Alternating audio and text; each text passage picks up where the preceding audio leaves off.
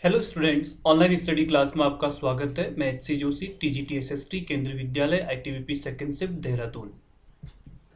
हम पढ़ रहे हैं economics class 10th, chapter 3, money and credit.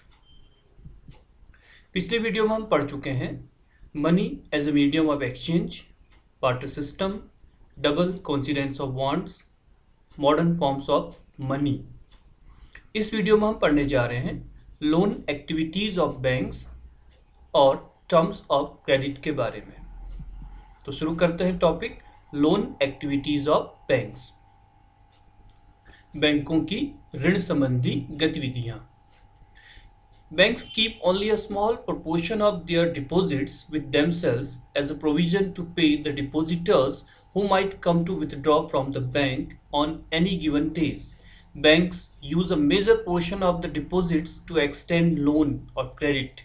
Banks mediate between those people who have surplus funds, depositors, and those people who are in the need of those funds, borrowers.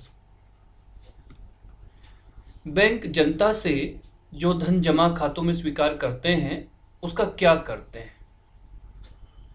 Bank जमा रकम का एक छोटा हिस्सा अपने पास नकद के रूप में रखते हैं। उदाहरण के लिए आजकल भारत में बैंक जमा का केवल 15% हिस्सा नकद के रूप में अपने पास रखते हैं। इसे किसी एक दिन में जमाकर्ताओं द्वारा धन निकालने की संभावनाओं को देखते हुए यह प्रावधान किया जाता है। चूंकि किसी एक विशेष दिन में केवल कुछ जमाकर्ता ही नकद निकालने के लिए आते हैं, इसलिए बैंक का काम इतने नकद से आराम से चल जाता है। बैंक जमा राशि के एक बड़े भाग को ऋण देने के लिए इस्तेमाल करते हैं। विभिन्न आर्थिक गतिविधियों के लिए ऋण की बहुत मांग रहती है। हम इसके बारे में आगे पढ़ेंगे। बैंक जमा राशि का लोगों की ऋण आवश्यकताओं को पूरा करने के लिए इस्तेमाल करते हैं। इस तरह बैंक जिनके पास अतिरिक्त राशि है यानी जमाकर्ता और जिन्हें रुपयों की आवश्यकता है यानी कर्जदार के बीच मीडिएटर का काम करते हैं।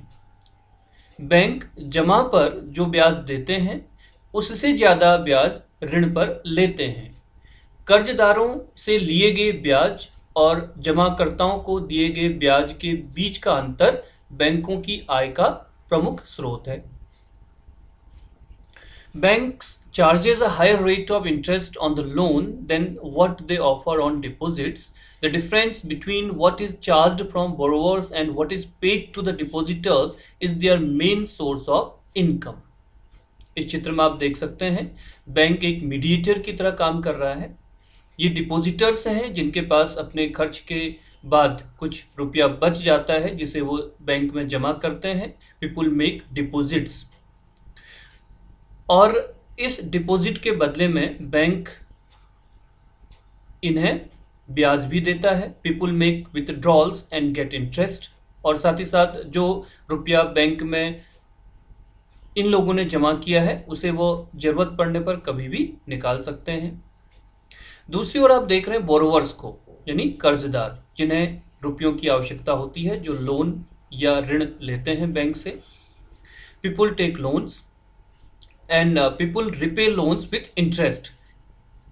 बैंक कर्जदारों को जो रुपया देता है उसके बदले में उनसे ब्याज भी वसूलता है। Two different credit situations. यहाँ पर क्रेडिट या लोन की दो अलग अलग स्थितियों के बारे में हम जानेंगे। हमारी रोज़मर्रा की जो गतिविधियां हैं ऐसे में बहुत से लेन देन होते हैं जहां किसी न किसी रूप में ऋण या लोन का प्रयोग होता है। ऋण, लोन या उधार से हमारा अर्थ एक सहमति से है जहां जो साहूकार है यानी मनी लेंडर कर्जदार को धन, वस्तुएं या सेवाएं उपलब्ध कराता है और बदले में भविष्य में कर्जदार से भुगतान करने का वादा लेता है। दो उदाहरणों के द्वारा इसे हम समझते हैं। पहला है फेस्टिवल सीजन, त्योहार का मौसम। अब से 2 महीने बाद त्योहार का मौसम है और जूता निर्माता सलीम के पास शहर के एक बड़े व्यापारी से 3000 जोड़ी जूते की मांग आती है, जिसे उसे 1 महीने के अंदर पूरा करना है। उत्पादन के काम को समय पर पूरा करने के लिए सलीम को सिलाई और चिपकाने के काम के लिए अतिरिक्त मजदूर रखने की आवश्यकता है। उसे कच्चा माल भी खरीदना है। इन सभी खर्चों को पूरा करने के लिए सलीम दो स्रोतों से ऋण लेता है। पहला, वह लेदर डिस्ट्रीब्यूटर को चमड़ा अभी देने का प्रस्ताव रखता है और बाद में भुगतान करने का वादा करता है। यानी जो लेदर सप्लायर है वो लेदर सप्लायर से रिक्वेस्ट करता है कि वह रुपया बाद में देगा, आप पहले एडवांस में उसे लेदर दे दो। दूसरा, वह इस बड़े व्यापारी से, जिससे उसे डिमांड मिली है 3000 जूतों को बनाने के लिए, 1000 जूतों के लिए एडवांस कर्जे के रूप में ले लेता है और महीना खत्म होने से पहले पूरा ऑर्डर पहुंचाने का वादा करता है। और महीने के आखिर में सलीम जूते पहुंचाने में कामयाब होता है और उसे अच्छा खासा लाभ भी होता है और वह उधार लिए धन की अदायगी भी कर देता है। जो उसने एडवांस लिया था या जो उसने कच्चा माल खरीदा था पहले, इस प्रकार से जो भी कर्ज उसने लिया था उसे वह पूरा कर देता है। सलीम उत्पादन के लिए जो वर्किंग कैपिटल है उसकी आवश्यकताओं को पूरा करने के लिए ऋण या लोन लेता है। लोन उसे उत्पादन के कार्यशील खर्चों और उत्पादन को समय पर पूरा करने में मदद करता है और वह अपनी कमाई बढ़ा पाता है। इस प्रकार यहाँ पर ऋण या लोन ने एक महत्वपूर्ण और सकारात्मक भूमिका अदा की है। स्वप्ना's प्रॉब्लम, स्वप्ना की समस्या। एक छोटी किसान स्वप्ना अपनी 3 एकड़ जमीन पर मूंगफली उगाती है। वह इस उम्मीद पर कि फसल तैयार होने पर कर्ज पूरा कर देगी। खेती के खर्चों के लिए वह मनी लेंडर या साहूकार से ऋण लेती है। फसल पर कीटनाशकों के हमले से फसल बर्बाद हो जाती है, क्रॉप फेलियर हो जाता है। हालांकि स्वप्ना फसल पर महंगी कीटनाशक दवाइयाँ छिड़कती है, उससे कोई खास फर्क नहीं पड़ता। वह साहूकार का कर्ज लौटाने में असफल रहती है और साल के अंदर यह कर्ज बड़ी रकम बन जाता है। अगले साल स्वप्ना खेती के लिए दोबारा उधार लेती है। इस साल फसल सामान्य रहती है, लेकिन इतनी कमाई नहीं होती कि वह अपना कर्ज वापस कर सके। वह कर्ज में फंस जाती है। उसे कर्ज को चुकाने के लिए अपनी जमीन का कुछ हिस्सा बेचना पड़ता है। अगर ग्रामीण क्षेत्रों में देखें तो ऋण या लोन की जो मुख्य मांग है वो फसल उगाने के लिए होती है। फसल उगाने में बीज, खाद, कीटनाशक दवाओं, पानी, बिजली, उपकरणों की मरम्मत इत्यादि पर काफी खर्च होता है। इन सबको खरीदने और फसल की बिक्री होने के बीच कम से कम 3-4 महीने का अंतराल होता है। आमतौर से किसान आरंभ में फसल उगाने के लिए उधार लेते हैं और फसल तैयार होने के बाद वापस कर देते हैं। उधार वापस करने के लिए मुख्य रूप से फसल की कमाई पर निर्भर रहते हैं। स्वप्ना के मामले में फसल बर्बाद हो जाने से कर्ज की जो वापसी है वो असंभव हो गई। उसे कर्ज उतारने के लिए अपनी जमीन का कुछ हिस्सा बेचना पड़ा। यहाँ पर ऋण या लोन ने स्वप्ना की कमाई को बढ़ाने के बजाय उसकी स्थिति खराब कर दी। इसे आम भाषा में कर्ज जाल या डेब्ट ट्रैप कहा जाता है। इस मामले में ऋण या लोन कर्जदार को ऐसी परिस्थिति में धकेल देता है जहां से बाहर निकलना काफी कष्टदायक होता है।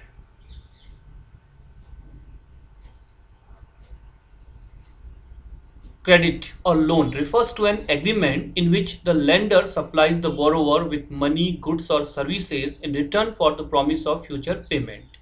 In some situations, credit plays an important and a vital role, but in some situations, it makes the situation of the borrower worse than before debt trap. यहाँ पर जो उदाहरण हमने लिया था स्वप्ना का, इस स्थिति में ऋण ने या लोन का जो रोल है वो अच्छा नहीं रहा। पहली स्थिति जो सलीम के केस में थी, वहाँ पर ऋण और लोन ने सलीम की इनकम को बढ़ाने में सहयोग प्रदान किया, जिससे व्यक्ति की स्थिति पहले से बेहतर हो जाती है। और दूसरी स्थिति स्वप्ना के केस में हम देखते हैं कि फसल बर्बाद होने के कारण ऋण व्यक्ति को अपने जाल में फंसा देता है। स्वप्ना को कर्ज उतारने के लिए अपनी जमीन का एक हिस्सा बेचना पड़ता है। स्पष्ट है कि उसकी स्थिति पहले की तुलना में खराब हो गई।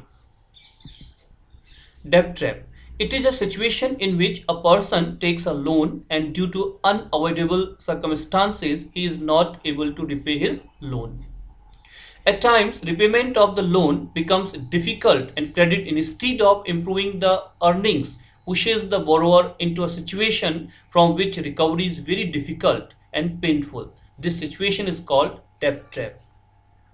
Terms of credit: interest rate, collateral and documentation requirement, and the mode of repayment together comprise what is called the terms of credit. The terms of credit vary substantially from one credit arrangement to another. They may vary depending on the nature of the lender and the borrower.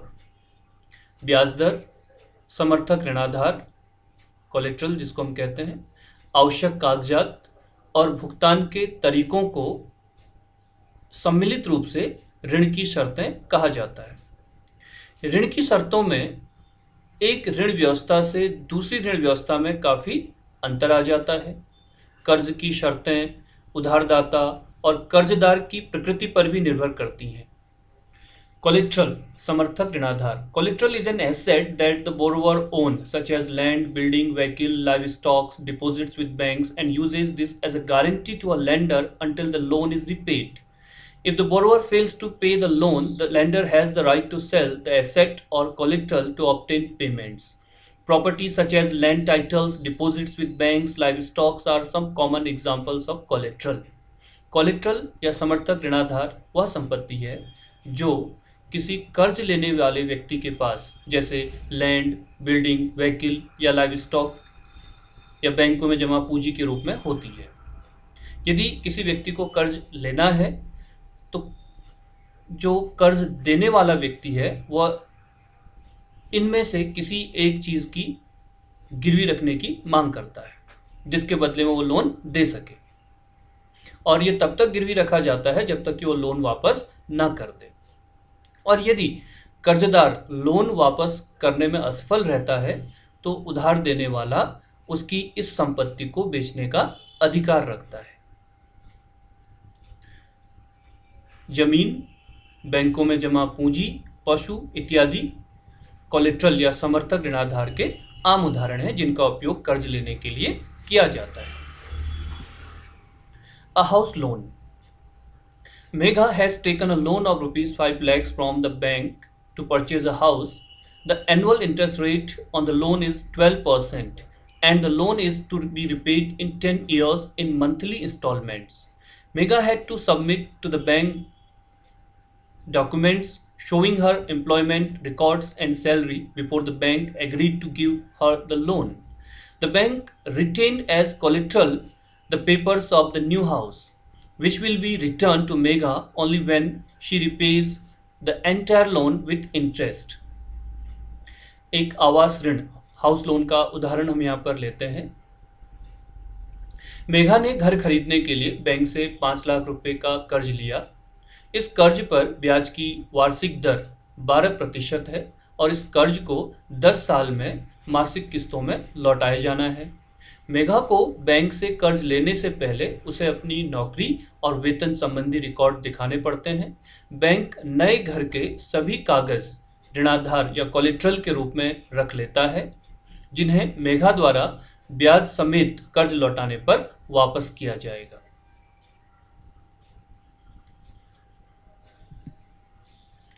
Variety of credit arrangements. विविध प्रकार के ऋण प्रबंधन के उदाहरण हम यहाँ पर लेते हैं। एग्जाम्पल ऑफ अ विलेज, एक गांव का ये उदाहरण है।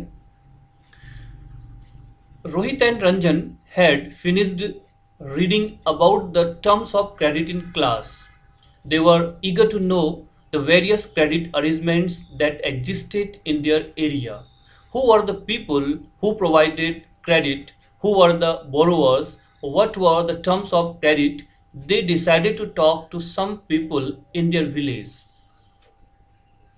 रोहित और रंजन ने अपनी क्लास में ऋण की शर्तों के बारे में पढ़ना पूरा कर लिया था। वे अपने इलाके में प्रचलित विविध प्रकार के ऋण प्रबंधों को जानने के लिए उत्सुक थे। कौन लोग उधार देते थे, कर्जदार कौन थे, ऋण की क्या शर्तें थीं। उन्होंने अपने गांव के कुछ लोगों से बात करने का फैसला किया। 15 नवंबर 2016 हम सीधा उन खेतों में जाते हैं जहां दिन के इस समय अधिकतर किसान और मजदूर काम कर रहे होंगे। खेतों में आलू की फसल लगी हुई है। पहले हम सोनपुर, एक छोटा सा गांव जहां सिंचाई की सुविधाएं मौजूद हैं, के एक छोटे किसान श्यामल से मिलते हैं। श्यामल का कहना है कि उसे अपनी 1.5 एकड़ जमीन को जोतने के लिए हर मौसम में उधार लेने की जरूरत पड़ती है। कुछ साल पहले तक वह गांव के महाजन से ऋण लेता था, जिस पर उसे 5% मासिक ब्याज देना पड़ता था, यानी 60% वार्षिक। पिछले कुछ वर्षों से श्यामल गांव के एक कृषि व्यापारी से 3% मासिक ब्याज की दर पर ऋण ले रहा है। जुताई के मौसम की शुरुआत होने पर व्यापारी ऋण पर कृषि संबंधित जरूरतों को पूरा कराते हैं, जिसे फसल तैयार हो जाने पर वापस करना होता है। ऋण पर ब्याज के अलावा व्यापारी किसानों से वादा लेता है कि वह अपनी फसल उसी को बेचेगा। इस तरह व्यापारी निश्चित है कि ऋण की अदायगी समय से हो जाएगी। फसल की कीमतें फसल काटते समय कम होती हैं, इसलिए वह किसानों से कम कीमत पर फसल खरीदकर और बाद में कीमत बढ़ने पर बेचकर भारी लाभ कमाता है। व्यापारी को उस समय फसल खरीदने से मुनाफा होता है। वह फसल सस्ते में खरीदकर बाद में कीमतें बढ़ने पर बेचता है। अब हम अरुण से मिलते हैं, जो एक किसान मजदूर के रूप काम का निरीक्षण कर रहा है। अरुण के पास 7 एकड़ जमीन है। अरुण सोनपुर के उन कुछ लोगों में से है जिसे खेती के लिए बैंक से ऋण मिला है। इस ऋण पर वार्षिक ब्याज दर 8.5% है। हमने देखा था श्यामल के केस में 60% एनुअल इंटरेस्ट रेट पर वह लोन लेता है, जबकि अरुण बैंक से लोन ले रहा है और यहाँ पर ब्याज दर है 8.5%, जो कि काफ़ी कम है और इसे अगले 3 वर्षों में कभी भी लौटाया जा सकता है। अरुण की योजना है कि वह पहले फसल तैयार होने पर अपनी उपज का कुछ हिस्सा बेचकर इस ऋण की अदायगी कर देगा। वह बाकी आलू की फसल को कोल्ड स्टोर में रखकर बैंक से इसके बदले नया ऋण लेने के लिए भी रिक्वेस्ट देना चाहता है। बैंक उन किसानों को ऐसी सुविधा देने के लिए तैयार है जो पहले भी खेती के लिए ऋण ले चुके हैं। अब एक और उदाहरण लेते हैं हम यहाँ पर रमा का। रमा नज़दीक के खेत में कृषि मजदूर के रूप में काम करती है। साल में कई महीने रमा के पास कोई काम नहीं होता और उसे अपने रोजमर्रा के खर्चों के लिए कर्ज लेना पड़ता है। अचानक बीमार पड़ने पर या परिवार में किसी समारोह पर खर्च करने के लिए भी उसे कर्ज लेना पड़ता है। रमा कर्ज के लिए अपने मालिक पर, जो कि सोनपुर का एक मध्यवर्गीय लैंडलॉर्ड है, आश्रित है। भूस्वामी उसे 5% मासिक ब्याज दर पर ऋण देता है। रमा उस कर्ज को भूस्वामी के यहाँ काम करके वापस करती है।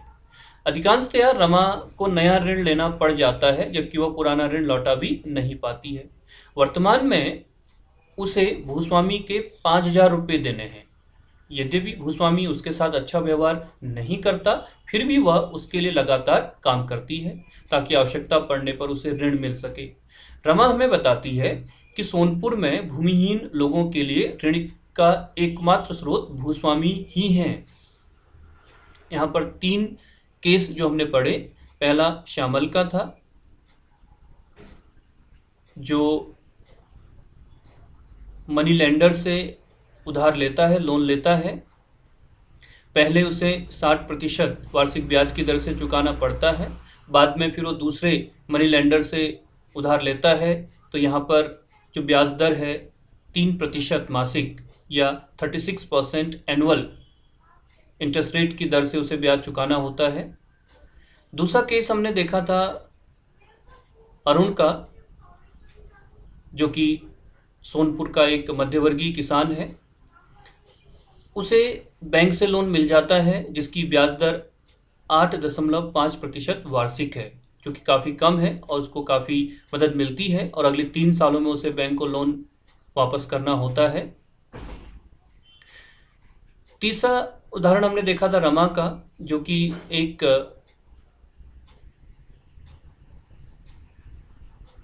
वर्कर है, भूमिहीन कृषि मजदूर जिसको हम कह सकते हैं। उसे अपने खर्चों को पूरा करने के लिए लोन लेना पड़ता है।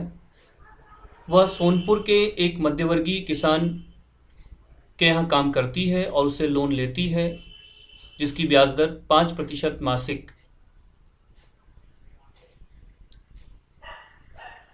या 60% वार्षिक है। ऐसे में रमा को कभी कभी दोबारा लोन लेना पड़ जाता है, जबकि वो पहले अपना लोन वापस नहीं कर पाई होती है। बैंकों के अलावा ग्रामीण क्षेत्रों में सस्ते ऋण का एक अन्य स्रोत सहकारी समितियां हैं, लोन्स फ्रॉम द कोऑपरेटिव्स। सहकारी समिति के सदस्य अपने संसाधनों को कुछ क्षेत्रों में सहयोग के लिए एकत्र करते हैं। कई प्रकार की सहकारी समितियां संभव हैं, जैसे किसानों, बुनकरों, औद्योगिक मजदूरों इत्यादि की सहकारी समितियां। कृषक सहकारी समिति सोनपुर के नज़दीक एक गांव में काम करती है। इसके 2300 किसान सदस्य हैं। यह अपने सदस्यों से जमा प्राप्त करती है।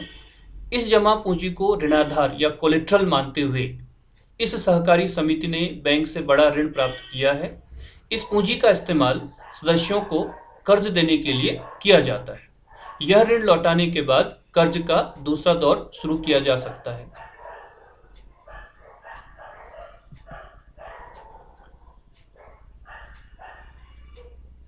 कृषक सहकारी समिति कृषि उपकरण खरीदने, खेती तथा कृषि व्यापार करने, मछली पकड़ने, घर बनाने और अन्य विभिन्न प्रकार के खर्चों के लिए ऋण उपलब्ध कराती है। जो केस स्टडीज हमने की थी उन पर आधारित कुछ प्रश्न हैं, इन्हें समझने की कोशिश करते हैं। List the various sources of credit in Sonpur. Sonpur में ऋण के विभिन्न स्रोत क्या क्या हैं? The various sources of credit in Sonpur are village money lender, agricultural trader, land owner employers और bank. Why will Arun have higher income from cultivation compared to Shyamal? Shyamal की तुलना में अरुण को खेती से ज़्यादा इनकम क्यों होगी? Arun will have higher income from cultivation compared to Shyamal. This has following reasons. First one, Arun has 7 acres of land compared to 1.5 acres land of Shyamal. Arun के पास श्यामल की तुलना में अधिक भूमि है। Arun received bank loans at an interest rate of only 8.5% per annum. On the other hand, Shyamal has received loan at an interest rate of 36% per annum, which is much higher than Arun's. Arun bank से loan लेता है और उसकी ब्याज दर है 8.5% per annum, यानी उसे वापस लौटाने के लिए बैंक को कम भुगतान करना पड़ता है। जबकि श्यामल ने जो लोन लिया है उसका रेट ऑफ इंटरेस्ट है 36% और उसे जब लोन वापस चुकाना होगा तो उसे अधिक भुगतान करना होगा। Arun has to repay loan any time in the next 3 years while Shyamal will have to repay within 3-4 months. जहां अरुण को अगले 3 सालों में लोन वापस करने की सुविधा दी गई है, जबकि श्यामल को अगले 3-4 महीनों में ही लोन वापस करना है। Shyamal received loan under the condition that he will sell the crop to the trader at a lower price than the market price, while there is no such condition with Arun. Shyamal के पास एक शर्त ये रखी गई है कि फसल तैयार होने पर उसे अपनी फसल जिससे उसने लोन लिया है उधारदाता को ही बेचनी है, जो कि कम कीमत पर उसको बेचनी होगी, जबकि अरुण के पास इस प्रकार की कोई शर्त नहीं है। इसलिए हम कह सकते हैं कि अरुण की आय श्यामल की तुलना में अधिक होगी। Can everyone in Sonpur get credit at a cheap rate? Who are the people who can? क्या सोनपुर के सभी लोगों को सस्ती ब्याज दरों पर कर्ज मिल सकता है? किन लोगों को मिल सकता है? No, everyone in Sonpur cannot get credit at a cheap rate. This is because collateral is required for taking bank loan at cheap rate. Only those people who can fulfill collateral and documentation requirement get credit from bank. सभी लोगों को सोनपुर में सस्ती ब्याज दर पर loan नहीं मिल सकता है, क्योंकि बैंक से सस्ती ब्याज दर पर लोन लेने के लिए कोलेट्रल और डॉक्यूमेंटेशन की आवश्यकता होती है। जिन व्यक्तियों के पास कोलेट्रल समर्थक ऋणाधार किसी संपत्ति के रूप में है और जो डॉक्यूमेंटेशन रिक्वायरमेंट को पूरा कर पाते हैं, केवल उन्हीं लोगों को बैंक से कम ब्याज दर पर लोन उपलब्ध हो जाता है। Compare the terms of credit for the small farmer, the medium farmer and the landless agricultural workers in Sonpur. Sonpur के छोटे किसान, मध्यम किसान और भूमिहीन कृषि मजदूर के लिए ऋण की जो शर्तें हैं उनकी तुलना हम यहाँ पर करने जा रहे हैं। Terms of credit for small farmer, छोटे किसानों के लिए जो ऋण की शर्तें हैं वो क्या होती हैं? High rate of interest, promise to sell crops to traders at low prices as repayment of loan. ब्याज की दर काफ़ी अधिक होती है और साथ ही साथ यह शर्त होती है कि फसल तैयार होने पर उधारदाता को ही फसल बेची जाएगी, वो भी कम कीमत पर। Terms of credit for medium farmer, मध्यम वर्गीय किसानों के लिए ऋण की क्या शर्तें होती हैं? They can take loans from banks और from cooperatives who charge very low rate of interest. Loan can be paid back in the next 3 years। जो मध्यम वर्गीय किसान हैं वो बैंकों से और कोऑपरेटिव से लोन ले सकते हैं, जिसमें ब्याज दर काफ़ी कम होती है और लोन को अगले 3 वर्षों में कभी भी वापस किया जा सकता है। Landless agricultural workers in Sonpur, Sonpur में जो भूमिहीन कृषि मजदूर हैं, ऐसे लोग जब लोन लेते हैं तो अपने लैंडलॉर्ड्स जिनके यहाँ ये काम करते हैं उन्हीं से लोन लेते हैं और इन्हें वापस करने के लिए इनके पास कोई कैश नहीं होता है, इसलिए ये उधार देने वाले के यहाँ काम करते हैं और जो रेट ऑफ इंटरेस्ट होता है ये भी काफ़ी अधिक होता है। Tick the correct answer. Over the years Rama's डेप्ट will rise, will remain constant, will decline. सही विकल्प चुनिए। समय के साथ जो रमा का ऋण है, रमा का कर्ज है, बढ़ जाएगा, समान रहेगा या घट जाएगा? Will rise. क्यों? क्योंकि रमा ने जो लोन लिया है उसे वापस करने के लिए उसके पास कोई कैश नहीं है और वह अपने मालिक के यहाँ खेतों में काम करती है और हर समय उसे लोन की आवश्यकता रहती है, इसलिए उसका लोन हमेशा बढ़ता रहेगा। Arun is one of the few people in Sonpur to take a bank loan because. Arun Sonpur के उन लोगों में से है जो बैंक से उधार लेते हैं, क्योंकि other people in the village prefer to borrow from the money lenders, banks demand collateral which everyone can not provide, interest rate on bank loan is same as the interest rate charged by the traders. गांव के अन्य लोग साहूकारों से कर्ज लेना चाहते हैं, बैंक समर्थक ऋणाधार की मांग करते हैं जो हर किसी के पास नहीं होती और बैंक ऋण पर ब्याज दर उतनी ही है जितना कि व्यापारी लेते हैं। तो इसका सही उत्तर है banks demand collateral which everyone can not provide. Arun Sonpur के उन लोगों में से है जो बैंक से उधार लेते हैं, क्योंकि बैंक कोलेट्रल की मांग करते हैं और अरुण जो भी कोलेट्रल है या जो डॉक्यूमेंटेशन है जिसकी रिक्वायरमेंट बैंक को होती है वो पूरा कर पाता है, इसलिए कम ब्याज दर पर अरुण को बैंक से लोन मिल जाता है। Thank you.